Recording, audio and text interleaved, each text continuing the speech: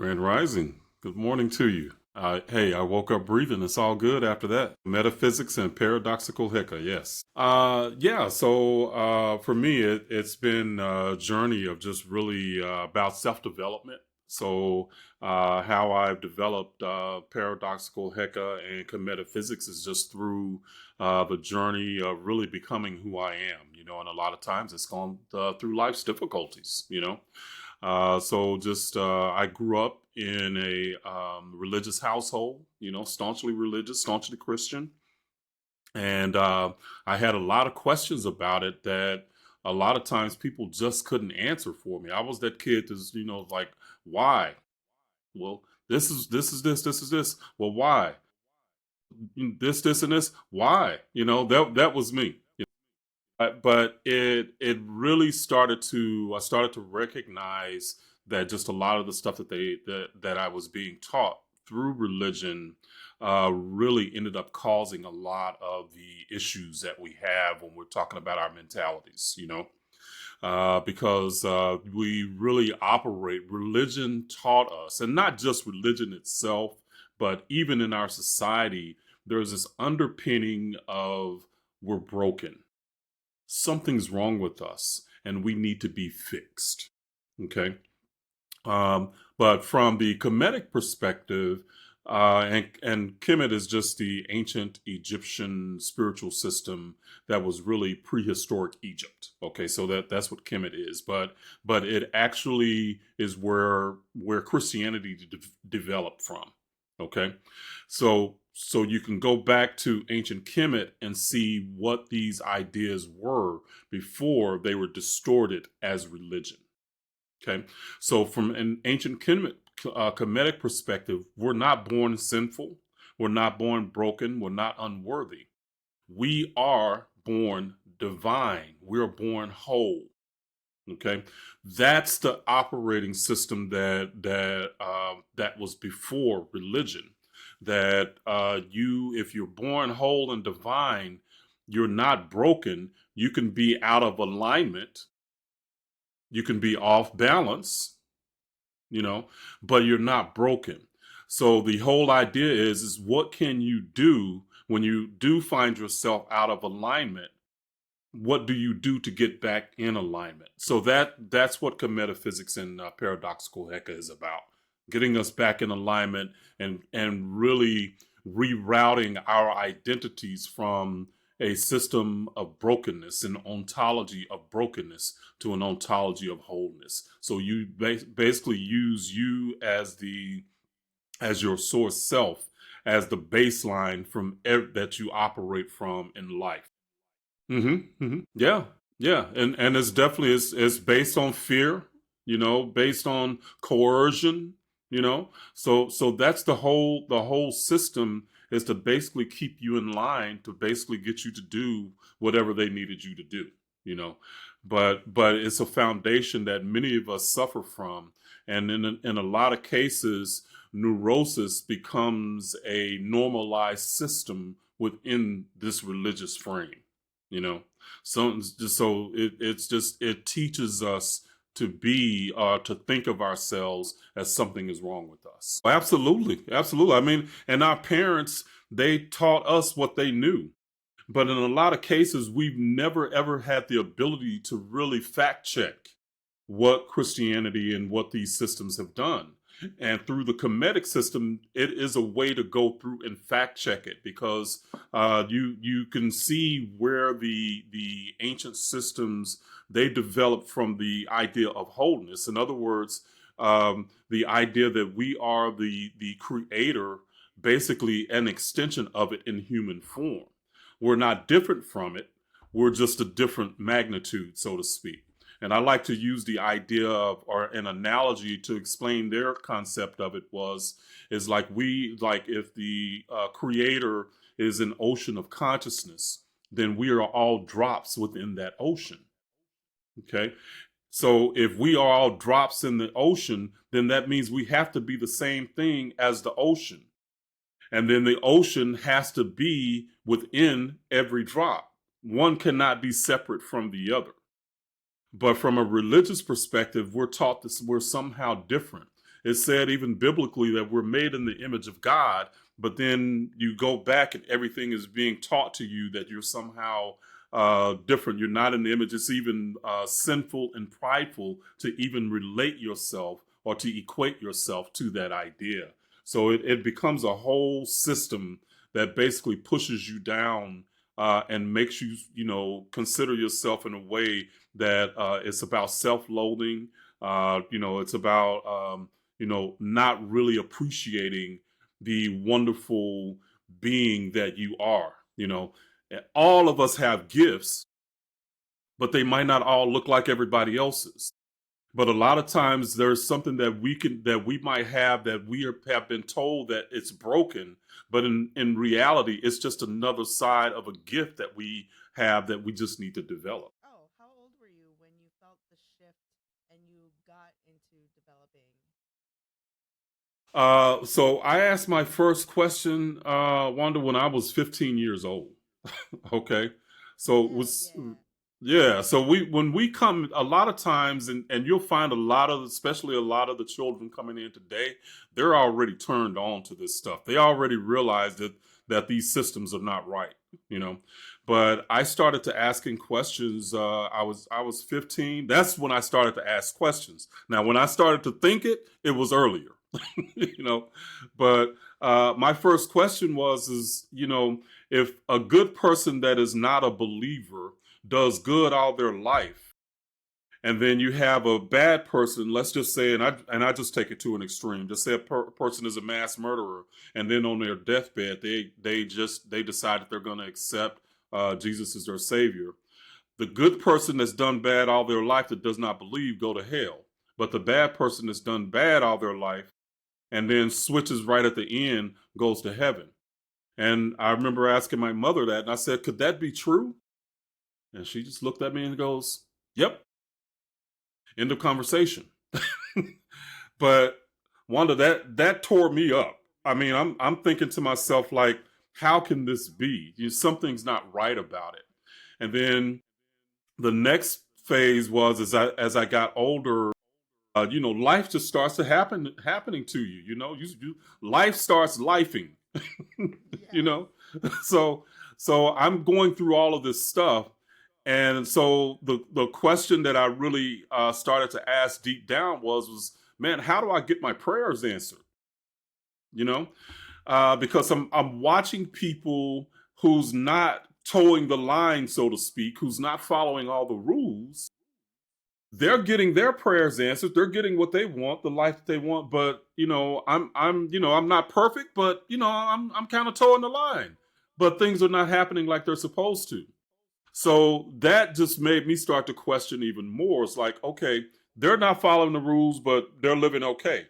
I am, and I'm not. So what you're telling me just doesn't add up. Okay, so that started me again just to start researching because I wanted some control. I'm a Scorpio, so Scorpios like control.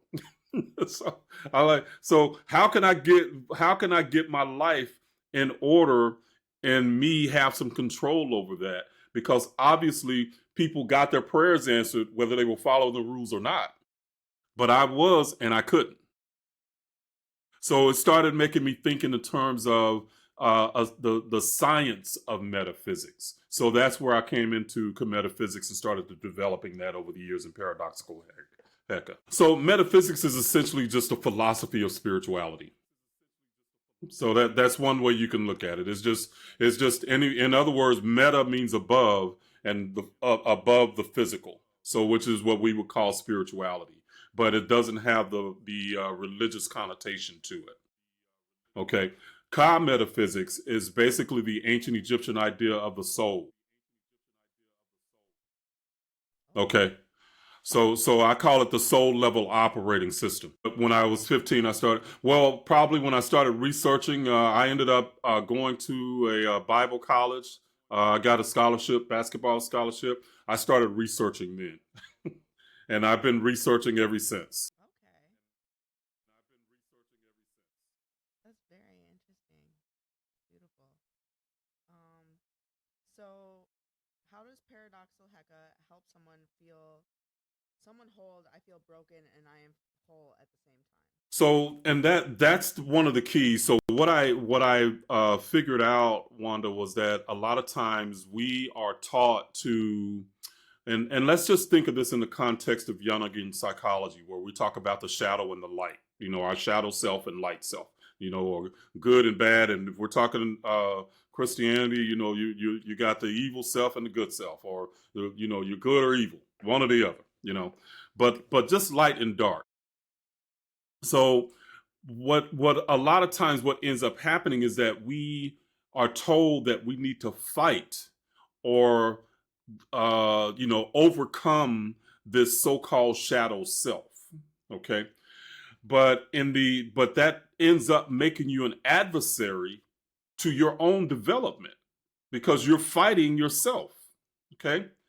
But from the ancient Kemetic perspective, every possibility is a validity, is a valid experience. Okay, so it means, so from a paradoxical perspective, a paradox means that it's this and that, not this or that. We operate in most of society from this or that. Okay, so you end up fighting yourself when in reality the shadow is actually an aspect of you. Okay, so let's just say, for instance, we might deal with fears and we might deal with our anxieties and stuff like that. I mean, I know I do, and we usually try to say, yeah, we try to say affirmations. We try to do all of these things to like push that fear down or push it to the side. Okay. But from a paradoxical Heka perspective, what this is about is you actually honor that shadow side because you end up using it really as the fuel for your transformation. And I'll just give you an example of how that works, just verbally. So, but it is an actual systematic process that I'm talking about here. But say, for instance, I might deal with fears around money and paying my bills at the end of the month and stuff like that. Okay, all of us go. Well, I won't say all of us. A lot of us go through that. Okay, it's relatable.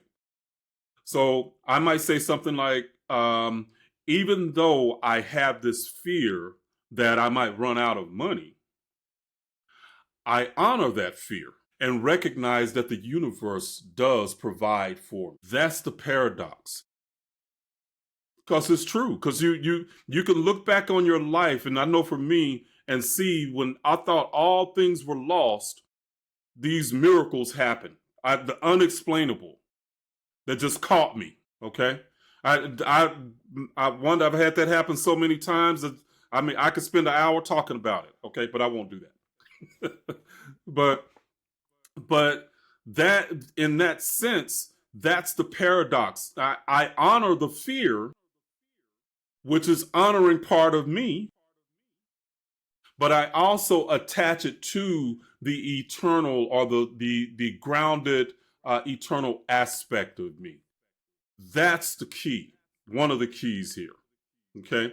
So I attach it to something that is permanent, which is from a Kemetic perspective, we are all souls having a human experience. Okay.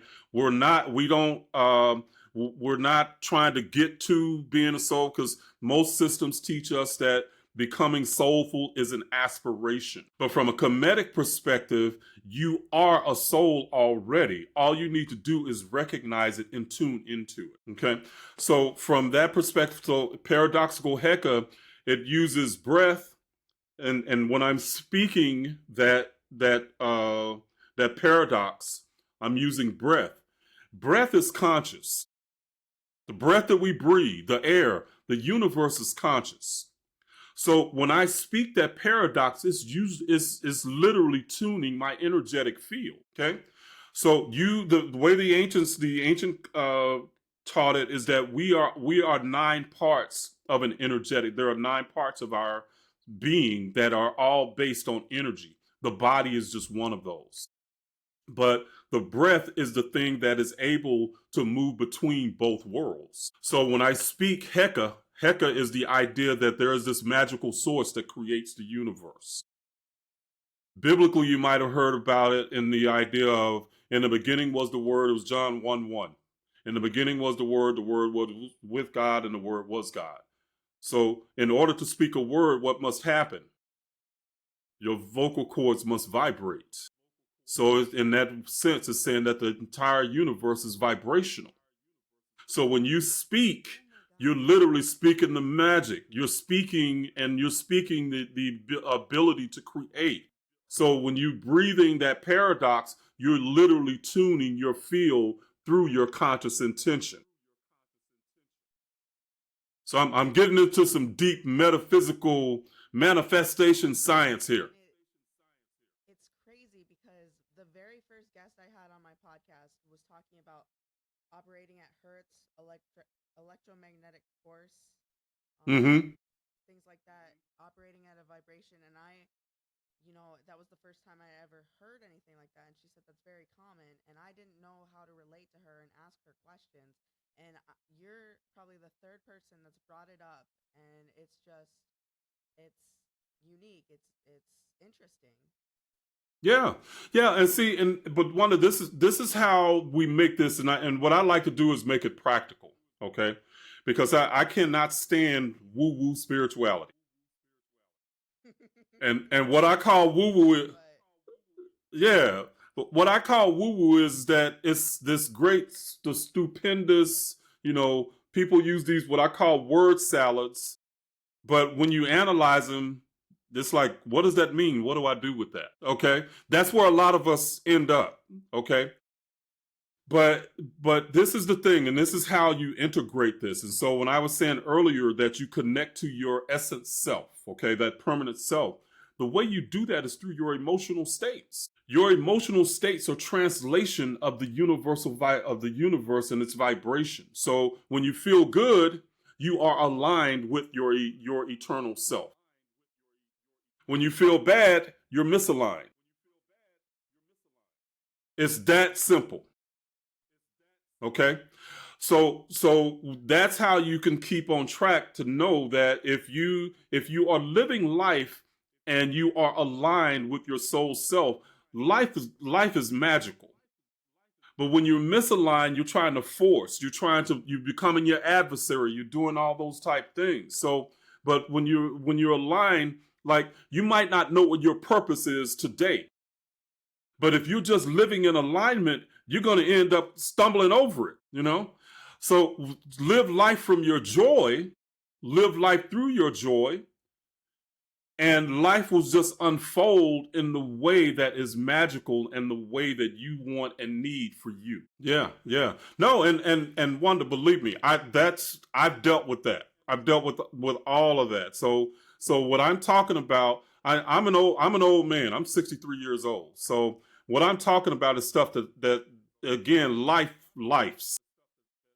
Okay, this is not theoretical. and It's the things that I've had to and deal people with. can relate to it, and it's not a bunch of woo woo like spirit like Christianity. It's not. I'm full of questions. It's relatable, and you're hitting all the marks. Yeah. Yeah, yeah. And so that's what I needed, because when life is lifing, and I like to say, when life is kicking your ass, you need something that you can hold on to, and something simple that can get you back grounded. Yeah, I just call it my higher power because I don't I don't want to not believe in God because of the way I was raised, and I'm scared to not believe in God because I feel like something bad will happen to me. But I can't I can't align with all the beliefs and the not the conspiracies but the contradictions, and so I just refer to it as my higher power. Yeah, yeah, and believe me, I understand. So and I've coached people, for years, that are coming through that transition, so to speak, of you're not really attuned with the dogma, because that's really what it comes down to. It's the dogma that a lot of us just don't agree with, because it ends up separating us in humanity. But there is the idea that, you don't have to believe in God because you are. And if you go back to the ancient philosophy, they talk about the light. They talk about the spark. They talk about all of the spark that dispersed into and as the universe. You are that. You are the ocean in a drop. You are a drop that's in the ocean. So you don't have to believe, just know. This is the thing, is that but this is what I'm hearing from you is that you already know, but it's the programming that is keeping you tied to the fear. You already know. You already feel it. And that's what's real. What you feel is real. But what we have been programmed with ends up tuning us to something that is outside of ourselves. Most of us have been told that the power to create, that all the power that we have is that we have to placate and make supplications to something from that's outside of us. That was never the ancient teachings. That's the one thing that Christianity changed from all other systems. If you check into all other systems, the other than the Abrahamic systems, I put it like that, then you will find that the journey of becoming is about the realization, recognizing of that spark within ourselves. It's about remembering. You know what the ancients call that? Remembering? Resurrection. Okay? The resurrection was about you remembering that you are a soul in human form and you have the power to create your life. You, as a goddess in training, have the power to create your life as you desire. You just got to remember your power. I love all that. That's a lot of deep stuff, deep realizations, deep stuff. It's deep. And I mean, it's like, woo! Yeah, like I want to learn more. Um, and you said you coach people? Yes, yes. So I have a coaching program, and I coach teachers and practitioners to, because this is a lot of times it's very deep in the sense that it can be very detailed, but it's giving people the ability to ground themselves in something that is practical and something that is teachable and something that you can learn and use for yourself. Bingo. Bingo. Yes. And so often we would, as Christians, it's like we had to look at life and spirituality as something separate from each other. It's like we had to live two different things. On Sunday, you became, you holy hooped and hollered, at least in my churches. We hooped and hollered, you know. But then on Monday, you went back doing the same shit you did every day before the next Sunday. And it was different than how you were supposed to be living on Sunday, or how you're supposed to be living your life. But from the ancient perspective, life is your tuning ground for your spiritual self. It is through life that you become more wise and you become more attuned to who you are energetically. Because it's life that's going to teach you. It's life that's going to throw you off your path, and you got to figure out how to get back. That's part of the training. So life is not separate from spirituality. It is spirituality. I don't care what you're doing. So is that your website where we can learn more under your name? Or Yes. Yeah, so that's my newsletter and website. So reginaldmartin.substack.com. Yeah, that's when they go to there, you can sign up, and I'm always publishing articles, and then you can also get into my classes and courses that I teach. So I have a whole suite of content and that actually helps people move through that transition, moves through and really becoming more and more of who you are. Because again, it's about being this and that. The creator is this and that. That means it's you too. Okay. So that's the paradox of the universe. Everything is a valid experience, and we don't have to create ourselves as an adversary. Let's say I graduated. Took me what 5 years? I graduated. So double major in psychology and business management. But I was playing basketball the whole way through. So hey, I've had to be because life has kicked my ass. So I can't get all highfalutin. Yes. Yes. Um. Oh, I love that question because it really comes down to the idea of ontology. Okay, so the idea of ontology is just who we're being. It's the ancient philosophy of being. So a lot of times when we get into our modes of healing that we operate from our societal ways, we operate from the perspective that we're broken. Okay, that is a framework that you're operating in. So no matter what you do, it's like you can go to therapy, you can go to doing church, whatever you might be for your healing. But if you stay in that frame, it's like you've been given a frame, or us, we've been given a frame that has an operating system that has malware in it, in a sense. So that negative programming is the malware. But if you try to heal within that system, all you're doing is putting apps on top of the system that has the malware in it. It's not sustainable. The healing is not sustainable. So that's where, with the Kemetic way of thinking and the old ancient spirituality, you change the whole operating system from I'm broken to I'm whole, to I'm divine. So when you build something on top of that, then it sticks. So if the system, the whole system says you're broken,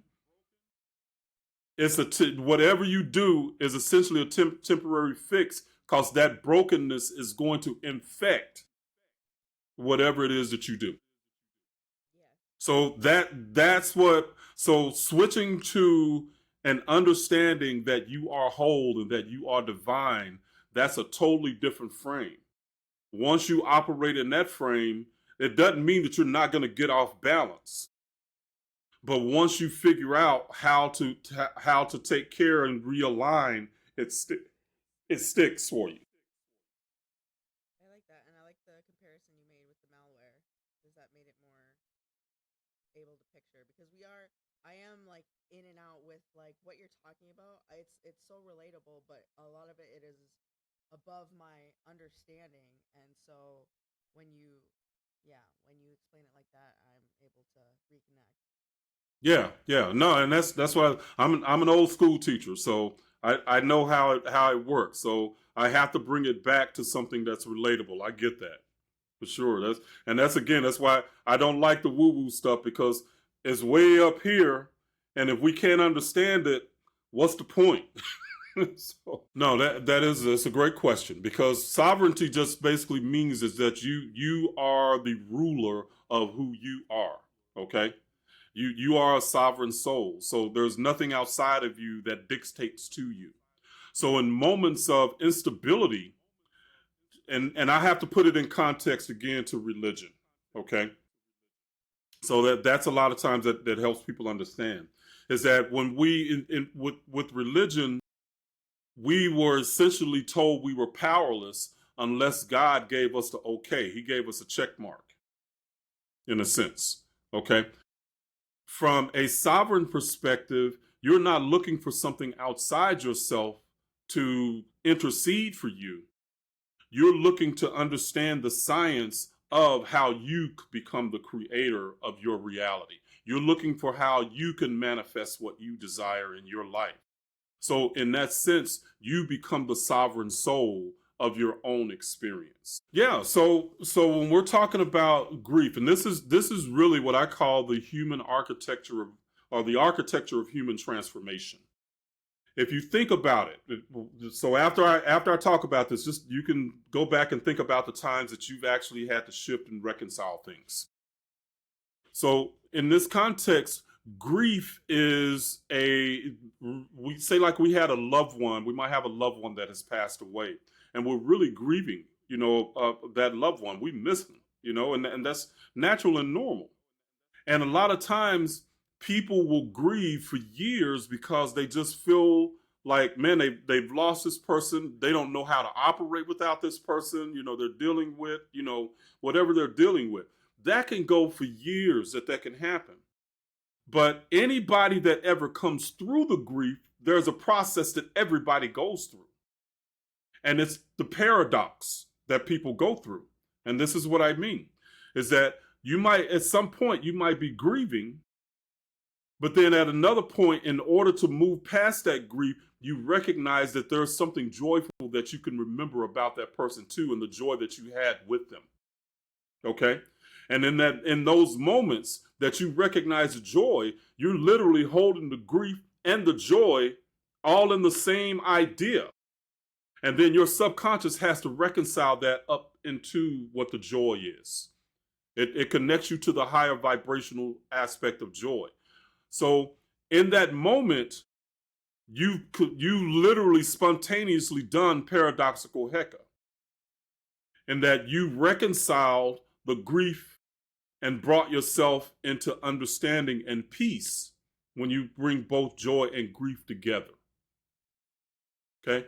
Now, my question is, did that take years to happen, or did it happen instantly? Now, I will say this. You went through the grief, and I'm saying you, but I'm just saying us as people. We go through the grief for years. But the paradox, the reconciliation happens in an instant.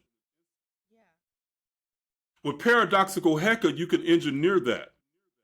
Rather than waiting on that spontaneous happening, now there is a process that you can literally engineer that I don't like to call it healing, but that's what happens. I call it reconciliation.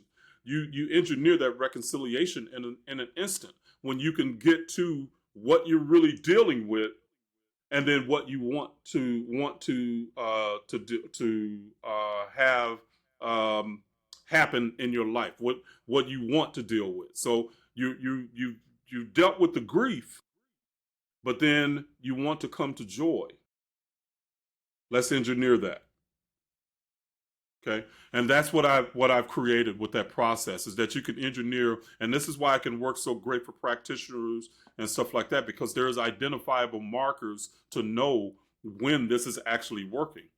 For example, Wanda, have you ever had a situation where you felt chills? You had something happening and it was like, wow, you felt chills come over you? Okay, was that a good feeling for you or negative? Yes. Right then and there, that marked a paradox that you recognized, and you physically registered it in your body. When you create the paradox, when you create paradoxical Heka, that's a marker to let you know that you shifted. A lot of people have no idea that that's what's happening. You ever had it happen when you listen to music? What's that? You ever had it happen when you listen to music? Probably. Nothing that comes to mind, but probably. Like you hear a good song and then, man, somebody hits that note and you go like, ooh. Yeah. Yeah. So in those moments, music is like a micro paradoxical ritual. So in that moment that you feel that shiver, that chill, science calls it frisson. Frisson. So they have a name for it. Neurologically, what's happening is your nervous system is literally recalibrating in that moment that you feel that chill. But most times what's happening is that we don't consciously know what's happening, so it just scatters away, okay? But if you but now I'm letting you know that consciously what's happening with that, you can capture that. You can literally say an intention or have an intention for letting that feeling tune you. It's tuning your energetic system. So you just saying, I'm feeling this chill. I know that it is a positive thing that my system is tuning. So allow that to tune my system. You are literally in that moment using Heka, where you are directing your consciousness. You're using your will to direct consciousness. Your intentions are the remote control for consciousness. That's what a lot of people don't realize. Okay?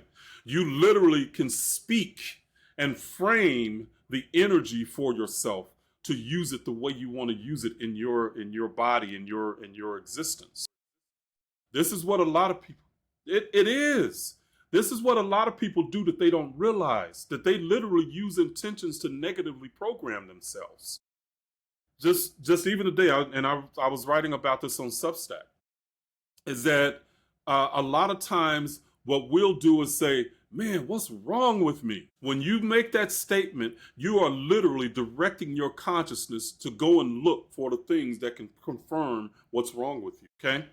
Let's shift that. So let's move away from what's wrong with me and from the ontology of brokenness. So let's go to the ancient system, where instead of saying what's wrong with me, what is this teaching me? What is the signal that this is giving me? Where is it coming from and what is it about that's telling me that I am misaligned? That's a totally different frame. And you will start to get down what I call downloads from your higher self.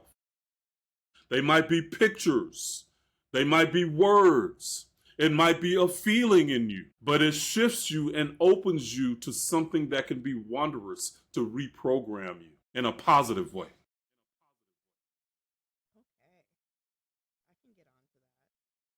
Yeah. I'm definitely gonna subscribe to your newsletter after this, definitely, because this is very relatable, knowledgeable, and it makes sense. It just makes sense. You feel it. And this is what I like to say about something what's happening with you right now. Is when your rational mind and your intuitive mind come together and they harmonize, it feels like common sense. That's what's happening. You hear something rationally, but you feel it in here. And it just seems like it is true for you. Yeah. And a lot of times, if I go back to religion, because that was how I was taught and brought up, a lot of times we are taught to mistrust our own intuition. We're taught to lean not on our own understanding. Okay, those are some Bible verses that I was taught. Okay, yeah. So you literally short circuit your ability to even gain common sense from the spiritual knowledge when you don't trust your own self. You're trusting you, and when you trust you, that's when the beauty and the magic can happen. Woo! Yeah, that's what I'm saying.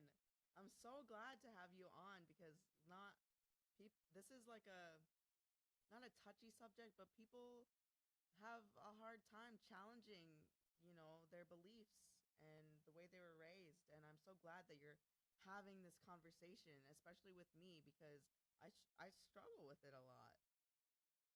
No, and that's natural and normal. Yeah, because Wanda, think about it.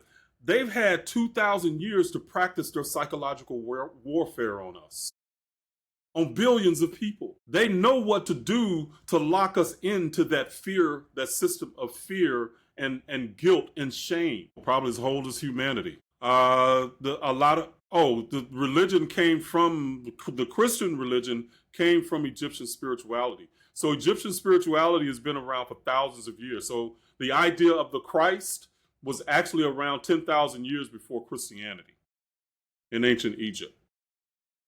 Yeah. But Christianity learned those ideas and then created the religion from it, but they distorted them. So everything that's biblical came from ancient Egypt. It was their ancient mystery system teachings that they basically distorted. For example, even the idea of hell. So we think about, because I was listening to you earlier saying that you have this fear, and it's the fear of wondering if they were right, and if they were right, then I'm going to go to hell, for eternity. Okay, but right, but Wanda, this is where the idea of hell, Christianity actually flipped. From an ancient Kemetic perspective, the idea is the idea that the lake of fire is where souls are born. In other words, we're all sparks of the original source. So if we're all sparks of that fire, it's not where we end up, it's where we started. Yeah. Wow, that really flips Yeah, the script. it does. And they flipped it. It's like this is, and I mean, if you don't mind, I can go into some more of that if you want. I mean, it's just, man. Yeah, yeah. I'm just Okay. reading off of. So let's talk about the idea of the crucifixion. They flipped that because the crucifixion is the idea of the four elements, metaphorical elements, needed for a soul to cross over into the physical realm. So when we're talking about a crucifixion, the death is actually about each and every one of us, because when you forget who you are, the ancients metaphorically stated that that was the death. So your forgetting is the death, not a physical death. Forgetting who you are as a soul is the original death. Okay, but then as you cross over into the physical, and you can use the do you have can I share an image with you? Is this let's see. Yeah, I got I see a presentation thing down here. Well, that's okay. That's okay. But what I was going to show you was like, I was going to give you a diagram that shows you how the journey of the sun becomes the metaphor for the journey of the soul. That's how the ancients taught it. So when the soul goes below the horizon, that's the crucifixion. The soul was metaphorically, the soul metaphorically, or the sun metaphorically died. But it goes through the dark night of the soul. Okay? But then at some point it resurrects and comes back into the light again. Okay? I just explained the idea of the autumn equinox, Christmas, and then Easter. Those holidays are the Halloween, the Christmas, and Easter are all ancient what do I call it? Ancient metaphors and festivals that talk about the journey of the soul. But what Christianity did was put the death and the resurrection 3 days apart. That's not even natural. The ancients used nature to explain us because we are nature in human form. So yeah, I mean it's and man, I've taught. Whew, I created a course to help people that to explain all the philosophy and all of that, so that you can shift, you know. And it's just it's really about helping a person reframe themselves from the ontology of brokenness to know that you are a whole divine being just living as a human. Yeah. So that probably won't even take that long. So let's use paradoxical Heka. So this is a systematic way of doing it, okay? So first you want to do is you want to get into a position where you're sitting or standing if you want, and put your feet firmly on the ground. Okay? And then what you want to do is you want to ground yourself into your heart center. And how you do that is you use your breath. You use 3 breaths. Okay? And you just breathe, you go breathe in through the nose and then let it out through the mouth. Okay? So 3 breaths, and then you are intending to get heart centered. Okay? So that's 1, that's 2, that's 3. Now let's set the intention that I am open to recalibrating my system, my energetic system. And just state that intention. Recalibrating my energetic system. Now, you just directed your energy to what you want it to do now. Okay? Now, what you want to do now is just state a paradox within it, because what you did is you just created a container, a frame for your energy to operate in. Okay? If we do this right, you should probably feel a little chill. Okay? If we did this right. Okay? So, let's see what the paradox can be. Even though I have this fear that I might get it wrong, I honor that fear and recognize that I am a soul having a human experience. I honor it and recognize that I am a soul having a human experience. Okay? So then you can take your deep breath, put your hand over your heart, or put both hands over your heart. Okay? And then breathe in and let it out. Okay? And now you can say, now my soul, now my system is tuned and I am in balance. There you go. There you go. You don't even have to. You thought them. Okay. Seriously. Because you can start to read it and you'll get the chill. Because in your mind, the sound is not Fucking real. the sound is not necessarily, it doesn't have to be audible. Because if you think about it, there are sounds that we can't hear. A dog can hear a dog whistle that we can't. So there are sounds that can go beyond our human ears. So it doesn't have to be audible. So when you thought it, you were already moving into the paradox. Yeah. Yeah. Yes, ma'am. But that chill lets you know that it was working. And when you feel that chill, grab it. Set an intention around it right when you feel it. That directs it and that actually helps you. Yes. Let me tell you this. You will realize it later at some point. But either you can get beat up like me, because I can tell you, I've had my ass kicked 6 ways to Sunday by life. Okay? So this is how and why it motivated me to really produce and come up with these things that I've come up with and study these ancient texts and ancient ways that they do it. You know, they even have had it in symbolism, but we kind of get the shorthand. You know the medical symbol with the 2 snakes, the 2 serpents, the caduceus, the 2 serpents and the wings. It has wings at the top and then a circle. Okay. But that is the process of paradoxical Heka symbolized. Okay. Have you won any awards for this? Because I feel like you deserve. No awards. No, most people probably still don't even know about this. Well, thank you. One of these days, I feel like this is. I'm not lying. I feel like this is like a Nobel Peace Prize because Wow, yeah, you're really you just gave me chills. you're changing the game here for people because there's so many people that struggle with this. Not only is there so many people that struggle with this, there's so many people that are scared to challenge those beliefs. So I really feel like this is Nobel Peace Prize worthy.